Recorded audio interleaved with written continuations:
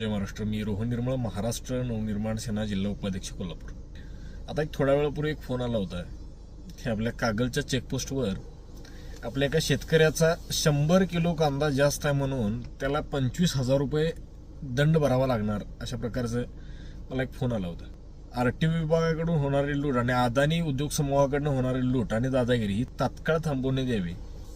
तुम्हाला मोठमोठ्या कॉन्ट्रॅक्टरांचे double load असणारे, म्हणजे त्यांच्या वाहन कपॅसिटीपेक्षा जास्तीचे परवानगी नसून सुद्धा त्याने वाहतूक करतात, ते तुम्हाला चालतंय. आणि माझ्या शेतकऱ्याचा 100 किलो कांदा जास्त झाला म्हणून जर तुम्ही 25,000ची पावती जर देणार असाल तर खरोखर आम्हाला याच्या विरोधात वेगळ्या पद्धतीनं विषय करावा लागेल. कारण की काय, आम्हाला 100% खात्री आहे की बाबा 100 नव्हे 1 किलो जरी जास्त झालं तरी चुकीचं आहे. पण तुम्ही शेतकऱ्याच्या मालाला एक वागणूक आणि मोठ्या कॉन्ट्रॅक्टरला एक वागणूक जर देणार असाल तर महाराष्ट्र नवनिर्माण सेना हे कदापि खपवून घेणार नाही.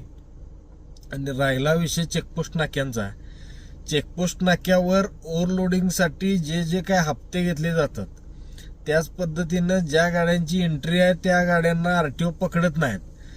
कागल चेकपोस्ट नाका ज्या वेळेपासून झालाय त्यावेळेपासून कागलपासून गडिंग्लज मार्गे, म्हणजे कागल सिद्नेरली गडिंग्लज ह्या मार्गावर आरटीओच्या गाड्या जवळजवळ 10 गाड्या फिरायला लागल्यात. आणि बघितलं तर बऱ्यापैकी गाड्या सोडल्या जातात आणि ज्या म्हणजे आपले सामान्य टेम्पो चालक बारक्याच्या गाड्या त्या विनाकारण पकडल्या जातात. ज्यांचे हप्ते आहेत, जे एंट्र्या देतात अशा लोकांच्या गाड्या सोडल्या जातात. आणि ज्या लोकांचे हप्ते नाहीत, कोण एंट्री देत नाही, कोणाला माहिती नाही, अशा लोकांच्या गाड्या विनाकारण धरल्या जातात.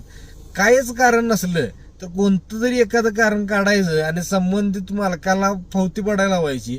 एक तर म्हणजे मोठी संकट आलीत मध्यंतरी काळात, म्हणजे कोरोना असू दे, महापूर असू दे, या सगळ्या संकटातनं कुठंतरी आता व्यावसायिक स्थिर होतोय.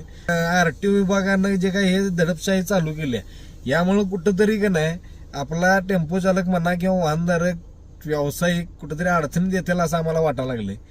हे कुठंतरी विचार करायला पाहिजे. कारण की बाबा, तुम्ही जरी आरटीओ झाला असेल, आज अधिकारी झाला असेल, तुम्ही पण सामान्य कुटुंबातूनच वर आलाय. काय परिस्थिती आहे, पैसे कमवायला काय करायला लागते ते तुम्हाला सगळ्यांना माहिती आहे. तुम्ही येताय, पावती पाडून देते, 25-30 रुपये तिथे द्यायला लागतात, सगळं मान्य आहे.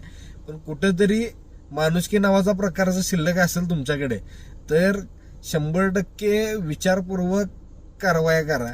आणि जर तुमचं टार्गेट पूर्ण करायसाठी जर काहीतरी नाटक करत असाल तर या विरोधात आम्ही 100% दणका देऊ. जर अँटी करप्शनला 4-5 अधिकारी घरला गेलेत, मग आमच्या नावावर बोंब मारायची नाही. पहिल्यांदाच आम्ही सांगतोय की बाबा असं